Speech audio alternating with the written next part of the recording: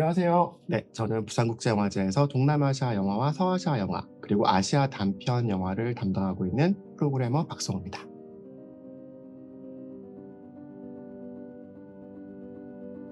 외신들을 보면은 동남아시아 영화가 지금 가장 핫한 영화가 많다라는 얘기를 하고 있고, 또 앞으로 10년에서 한 20년 내로는 서아시아 영화도 주목해야 된다는 얘기를 하고 있거든요. 예, 가장 핫하고 가장 핫해질 지역의 영화들을 여러분들에게 준비했는데요.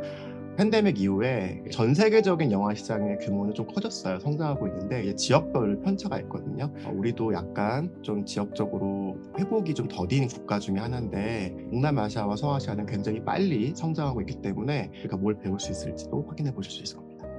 올해 좀 특이한 경향이라고 한다면은 '영화란 무엇인가?'라는 그런 본질적인 질문을 던지는 작품들과 함께 사회의 거대 담론들 있잖아요. 출산율 저하라든지 국가폭력 이런 것들에 대해서 거창하게 말하기보다는 어떤 개인적인 경험들을 통해서 그 주인공이나 아니면 그 주변 인물들의 소소한 이야기들을 통해서 풀어낸 영화들이 많기 때문에 관객 입장에서는 공감할 수 있고 '나랑 좀 다르면서도 비슷한 얘기가 많구나.'라는 걸 느끼실 수 있을 거예요. 사실은 영화도 종류가 다양하잖아요. 이렇게 재미를 주는 영화도 있고 사탕 같은 달콤한 영화도 있고 약간 좀 비몽사몽간에 볼 수 있는 그런 영화들도 있는데요. 대표적으로 관객 여러분들을 비몽사몽의 세계로 이끌 두 영화를 소개해 드릴게요. 첫 번째는 흑토끼 백토끼라는 이란의 샤흐란 모크리 감독님.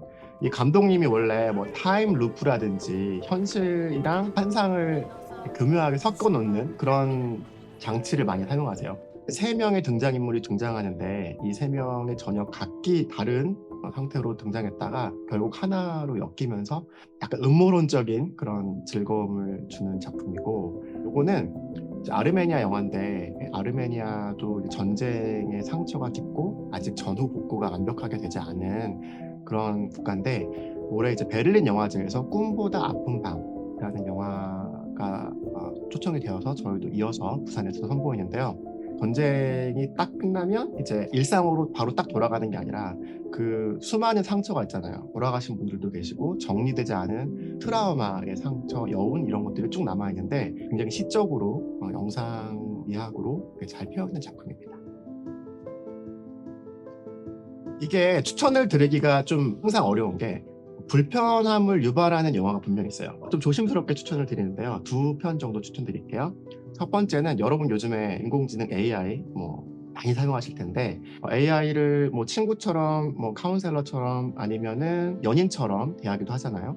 요번에 말레이시아에서 태어나서 대만에서 쭉 활동하고 계신 호이딘 감독님의 AI 엄마라는 작품이 있습니다. 이 작품은 엄마를 잃어버린 10대 청소년이 AI를 마치 엄마처럼 대하는 그런 이야기를 담고 있어요. 그래서 처음에는 좀 웃기기도 하고 소소한 그런 화목한 모습을 보이기도 하는데, 이게 시간이 흐를수록 굉장히 슬프기도 하고 마음이 굉장히 아프기도 한 거예요. 물론 AI와 인간 간의 어떤 교감이나 이런 교류 같은 경우에는 뭐 여러 영화나 시리즈에서 다루기도 했어요. 하지만 이 작품 같은 경우에는 특히 같은 아시아이기 때문에 우리 한국 관객분들에게 더 감정적인 동요를 불러일으키지 않을까. 또 하나는 역시 아시아 작품인데, 태국의 여러분 잘 아시는 나와폰 감독님의 휴먼 리소스라는 작품이에요. 이거는 왜 불편하냐 하면 이게 내 얘기인가 싶은 게 굉장히 많을 거예요. 왜냐면 직장인 이야기고 또 임산부의 이야기입니다. 우리가 뭐 출생률이 낮다, 뭐 결혼하기 힘들다, 뭐 집값이 너무 높다, 회사 생활 힘들다, 뭐 이런 얘기 많이 하잖아요.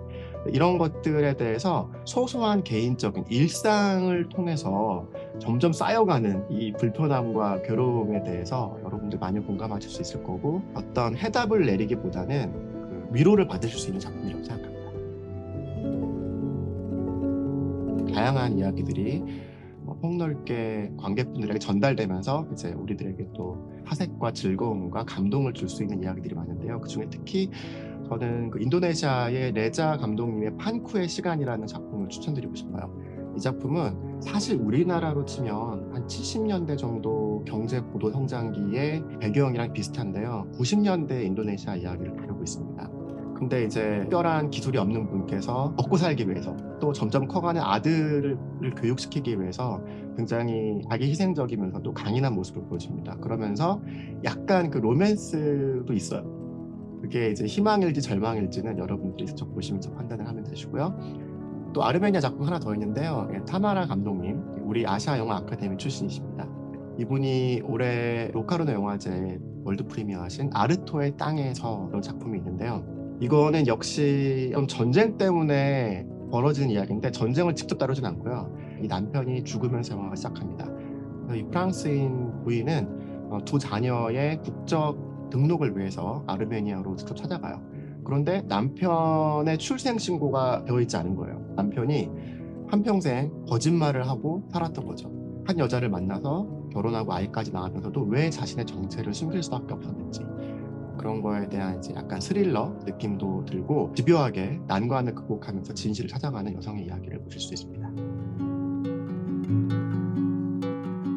러블리한 영화들도 있어요. 난가앤 친다는 영화인데요. 인도네시아의 대표적인 중견 감독님이시죠. 리리 리자 감독님이 만드신 작품인데 사실은 이게 리메이크예요. 이 작품을 뮤지컬로 예쁘게 만들어서 이제 여러분들에게 월드 프리미어로 선보입니다.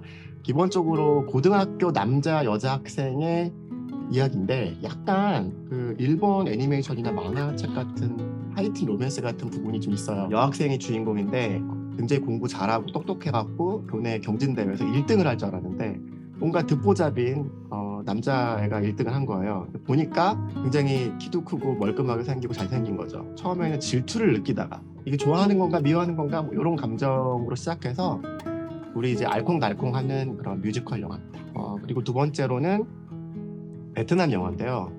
베트남의 90년대 사이공이 배경이에요. 이때가 어느 때냐 하면 이제 베트남이 예전에는 이제 좀 강력한 공산주의 국가였잖아요. 그래서 이제 지금은 많이 개방되었지만 예전에 프랑스 식민 시대 때부터 내려왔던 이런 문제점도 같이 갖고 있는 그런 배경 속에서 한 젊은 남자 번역가가 어린 왕자를 번역을 해요. 원래 하노이에 있다가 사이공으로 잠깐 와서 번역을 하는데 거기 원래 머물렀던 식당을 하는 여자분이랑 또 눈이 맞습니다. 원거리 연애를 나중에 해야 되고 이제 여러 가지 제약이 있어서 서로가 좋아하는데 서로 막 말 못하고 알콩달콩하고 그런 거를 주변 사람들은 다 눈치채면서 막 가십거리를 만들고 이런 것들이 굉장히 우리 모습이랑도 비슷한 것 같고 또 베트남도 유교의 영향을 많이 받은 국가니까 정서적으로 공감할 만한 부분이 많다고 생각합니다. 제가 지난 한 5년, 6년 동안 늘 강조해 왔잖아요. 저 호러 영화를 정말 잘 못 봅니다. 그럼에도 불구하고 신선하고 재미난 최고의 호러 영화들을 쭉쭉 해오기 위해서 여러분들에게 보여드리기 위해서 호러 영화를 참 많이 봤는데요. 굉장히 좋은 소식은 뛰어난 호러 영화, 새로운 경향을 담고 있는 호러 영화들이 많아졌다라는 것들을 여러분들에게 말씀드릴 수 있겠습니다. 인도네시아의 댄싱 빌리지 저주의 시작이라는 영화가 있는데 요거는 호러 영화를 좋아하시는 분들은 그 키노 스턴보엘 감독님에 대해서 좀 들어보셨을 거예요. 동남아시아 최초로 아이맥스로 만드신 영화입니다. 미술에 정말 공을 들이셨어요. 정말 거의 최고 수준의 미술. 이게 왜냐하면 인도네시아의 전통 무용이라든지 옛날 마을들 이런 세트 이런 것들이 굉장히 아름답고 뛰어나고 디테일 넘치게 되어 있는데요. 솔직히 등장인물도 좀 많고 우리가 이제 인도네시아의 전통 설화나 이런 것들 잘 모르잖아요. 그래서 내용을 따라가기가 조금 난해한 부분이 없지 않아 있습니다. 굉장히 솔직하게 말하는 건데 하지만 우리가 저주 이러면 금방 이해할 수 있잖아요. 그리고 이제 대신 저주를 받는다 뭐 이런 내용들 그리고 뭐 원한 관계 수백 수천 년대 어떤 전설들 분위기로 느끼면서 여러분들이 즐거워하시지 않을까. 특히 호러 영화 팬들뿐만 아니라 호러 영화를 별로 안 좋아하시는 분들이라고 할지라도 재밌게 보실 수 있지 않을까 싶어서 초청을 했고요. 요 근래까지 베트남에서는 그 뛰어난 호러 영화들이 별로 없었어요. 역사물이나 현대 드라마는 많았는데 그게 왜 그러냐 하면 검열 때문에 이 귀신이나 뭐 혼령이나 이런 것들에 대해서 직접적으로 드러낼 수가 없었거든요. 근데 이제 점점 그런 것들이 이제 약화되면서 귀신 이야기, 저주 이야기 이런 것들이 여러분들에게 새롭게 펼쳐질 수 있기 때문에 베트남의 호러 영화들이 굉장히 많이 나올 것이다 라는 것들이 예측이 되고요. 그런 면에서 귀목, 피의 혼례라는 작품을 여러분들에게 추천드립니다. 그 태국 호러나 일본 호러나 미국 호러가 다 좀 다르게 괴롭잖아요. 한국 호러도 그렇고요. 근데 베트남 호러는 어떤 맛일지 새로운 맛은 분명합니다. 여러분들에게 어떤 맛일지가 굉장히 궁금해요.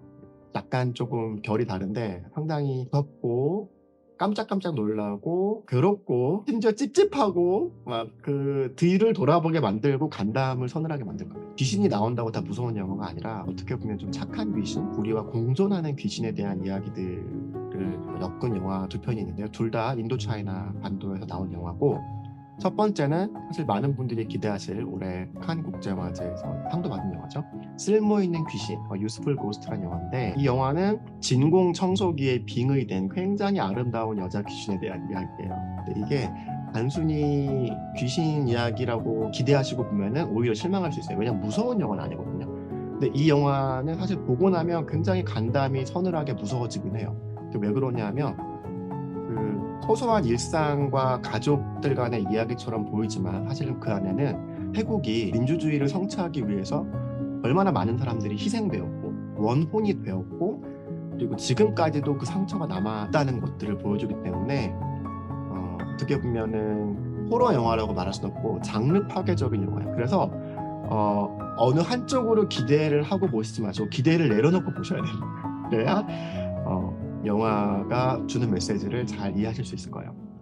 또 한 편 더 있는데요. 비커밍 휴먼이라는 영화고요. 곧 허물어질 극장에 살고 있는 여자 귀신이 있는데, 이 귀신이랑 자기 집에서 쫓겨나야 되는 젊은 청년, 이 남자와 대화로 이어지는 영화예요. 그래서 이 대화를 쭉 따라가면 현대 귀신도 쫓겨나는 처지고 사람도 여러 가지 이유로 그 재개발이라든지 아니면 여러 가지 이유로 쫓겨날 일들이 생기잖아요. 그런 공통점으로 엮인 두 사람의 대화를 통해서 귀신의 세계나 인간의 세계나 평행하게 흘러간다라는 어떤 인도 차이나 반도의 보편적으로 있는 그런 정서를 드러내는 거고, 나랑은 굉장히 다르지만 저런 세상을 살고 있다고 믿고 있는 사람들도 있구나, 이런 것들을 보시면서 차분하게 즐기실 수 있는 영화. 제가 굉장히 혼자 짝사랑하는 여배우님이 있는데요. 인도네시아의 디안 사스트로 와르도요라는 배우님이 있는데, 이분이 나온 영화 두 편이 우리 영화에 오는데, 그 중에 이제 한 편이 The Fox King, 여우왕이라는 이야기입니다. 여우왕은 두 형제가 일단 주인공이에요. 그 성장 영화기도 합니다. 그래서 처음에 약간 좀 뭔가 부족한 친구인가? 뭐 이렇게 보일 수도 있는데, 사실은 이 친구가 굉장히 강인하고 똑똑한 친구고, 이 친구들이 막 학교에서 따돌림도 당하고 짓궂은 친구들이 괴롭히기도 하고 그래요. 그런 상황에서 디안 배우님이 선생님으로 와서 같이 상호작용을 하면서 이제 몰입감 있게 영화가 진행되는 작품입니다.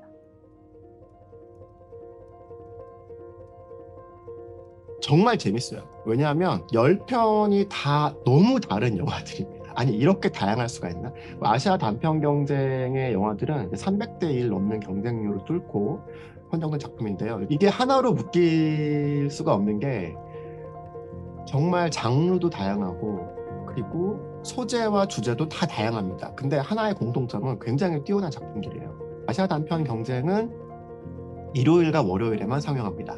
눈을 강조하건데 이게 절대 티켓값이 아깝지 않은 진짜 뽕 뽑는 영화입니다. 사실 저희 부산국제영화제에서 동남아시아나 서아시아 영화에 쭉 관심을 가지고 계신 관객분들 그 층이 있습니다. 그분들뿐만 아니라 동남아시아 영화나 서아시아 영화를 한 번도 본 적이 없거나 거의 본 적이 없는 분들도 이렇게 맛있는 영화들이 많구나라는 것들을 느끼실 수 있는 굉장히 좋은 한 해예요. 왜냐하면 특별히 어렵거나 복잡한 영화는 없거든요. 그래서 약간 맛집 찾아다니듯이 여러분들 새로운 맛의 세계로, 새로운 영화의 세계로 빠져들 수 있지 않을까. 사실 저는 한식을 제일 좋아해요. 하지만 뭐 양식, 뭐 일식, 중식, 동남아시아 음식, 베트남 쌀국수, 태국 요리들 다 좋아하는데, 이런 것들을 다양하게 내가 알고 있어야 더 나의 삶이 풍족해지고 나의 이해도가 넓어진다고 생각하거든요. 동남아시아나 서아시아에서 영화를 만드는지도 모르시는 분들도 계실 거예요. 그분들도 올해 부산국제영화제에 오셔서 새로운 본인의 취향을 발견하시길 바랍니다.